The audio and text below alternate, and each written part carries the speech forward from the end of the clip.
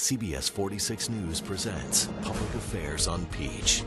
Good morning. Welcome to Public Affairs on Peach. I'm Bobby Capel. If you have never experienced domestic violence, you probably know someone who has.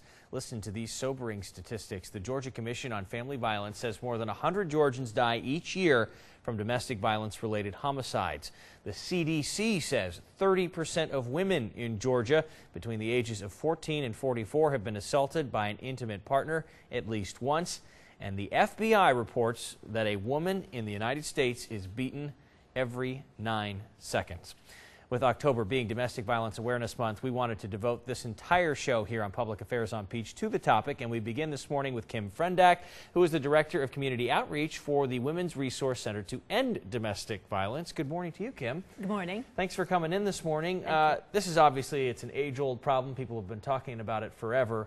What specifically do you foresee as potential solutions going forward? Because this is something that continues to elicit questions and potential solutions down the line.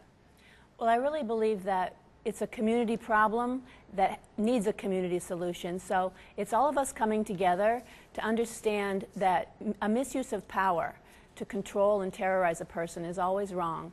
And so we need to think about what can we do to raise our sons and daughters to understand that real loving, caring relationships are about sharing power and having a lot of respect for one another and being able to have disagreements without using violence to solve problems. So tell us how your center works and how you help those who are dealing with this. Okay, we try our best to provide immediate answers to serious problems. So we have a 24/7 crisis line. We have a safe house where 32 people at one time can stay when they need to get away from a violent situation. We also have legal programs so that people can get protective orders and they get help with arrest warrants if necessary. We have support groups, we have a food pantry, we help people to travel if they need to leave the area. So we have these immediate and then longer term interventions. We also have this social change element to our agency where we try to get out and talk to people and try to engage people in becoming part of the solution to ending violence. Is there a specific pattern that you see repeated over and over again with many of the women that end up with your organization?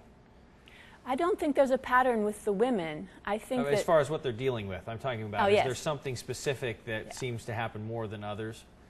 Well, what happens is people go into relationships and perhaps the person that they're with is not revealing their real intention about trying, instead of having a relationship based on trust and love, they instead create this relationship that's based on fear.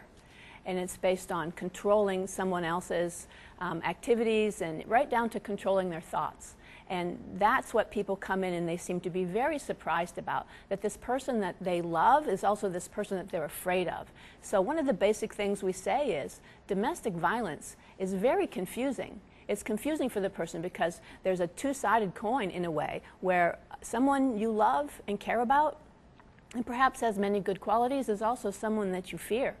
And with that being the case, it's very confusing. And then there's the overlays of, financial constraints, which are real issues. The children might love the person that's using violence and be afraid of that person as well. So all these complications and all these threads intersect to make it a very confusing situation. So what do you suggest people do that are in that situation then?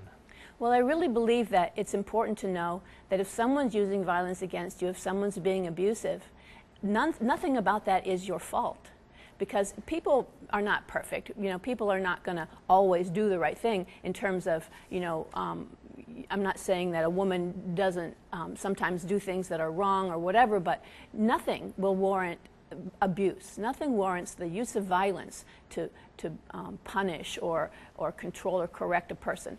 And so what people should do, I think, is not blame themselves and not carry the shame, but instead say, I didn't do anything shameful, so I am going to reach out, I'm going to get information, and with that information, I'm going to find a person that will explore options with me. And then once you find the options, then you create a path, and then hopefully you'll have someone to walk with you on that path, and that's what we try to do. And when it comes to information, your guys' website is a resource for that. You have some safety tips on your website on how to extricate yourself from a situation in a hurry. Can you run over a few of those?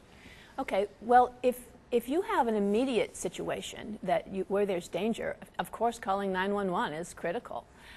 But then we also say, when the police come to the door, if you're working with our agency, it's okay to say, I'm a victim of domestic violence, I'm a person who's working with the Women's Resource Center to end domestic violence, and this person is scaring me. This person is hurting me. And then from the get-go, you have laid a base for a person who might be at your door understanding a little bit about the situation. So safety tips are going to be communicate with people about what's happening, because silence can be deadly. You know, if you're going to be ashamed of what's happening for some reason and not sharing your truth, that can be a very, very dangerous situation for yourself and for your children. What's the hotline number? I want to make sure we get it up there for anybody who is experiencing a situation right now. There it is on your screen. Yes, there. Yes, 404-688-9436, and there's a state number, 1-800-33-HAVEN, H-A-V-E-N. All right, we'll leave that up for another few seconds there so you can jot that down if you need to. Thank you so much, Kim, for coming in this morning, and we will be right back with more on domestic violence.